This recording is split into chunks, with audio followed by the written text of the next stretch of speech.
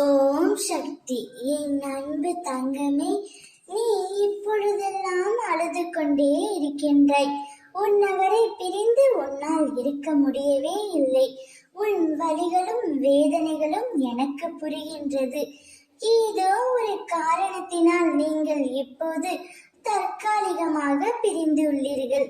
கவலைப்படாதே, உன் வலிகள் அனைத்தும் குறைய போகின்றது. உன் வேதனைகள் அனைத்தும் மறைய போகின்றது. நீ சரியாக உண்பதும் இல்லை, சரியாக உறங்குவதும் இல்லை. ஒவ்வொரு நாளும் ஒவ்வொரு நொடியும் நீ உன் துணையை நினைத்து மிகவும் வருந்திக் கொண்டே இருக்கின்றாய். வாழ்க்கையில் ஒன்றை மட்டும் நன்றாக புரிந்து கொள். தேடலை குறைத்துக் கொள்ள வேண்டும். அப்போதுதான் நிம்மதியாக இருக்க முடியும்.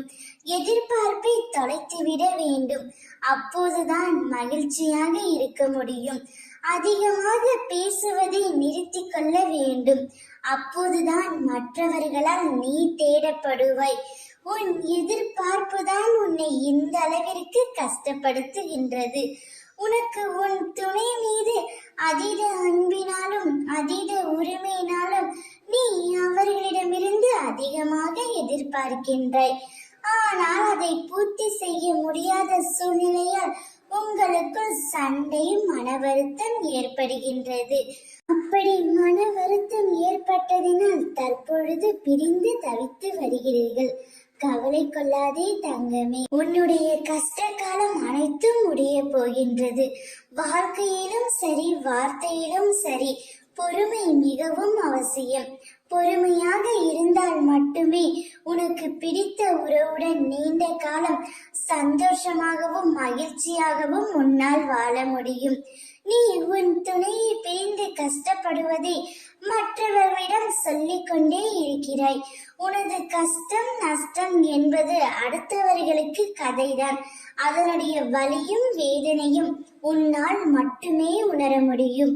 உன் மனதில் உள்ள கஷ்டத்தையும் உன் மனதில் உள்ள எண்ணங்களையும் அடுத்தவர்களிடம் சொல்லி ஆறுதல் தேடாமல் உன் துணையிடம் மனம் விட்டு பேசு.